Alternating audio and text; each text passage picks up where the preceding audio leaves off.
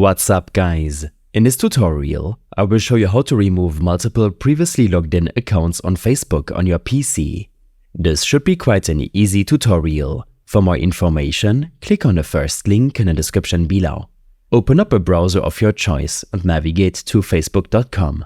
While on the homepage, click on the profile icon at the upper right corner of your screen to open a drop-down menu.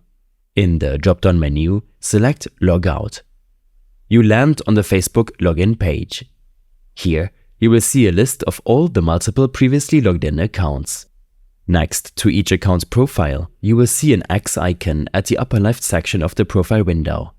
Click it to remove the desired Facebook account from your PC, and proceed to remove any multiple number of previously logged in accounts the same way.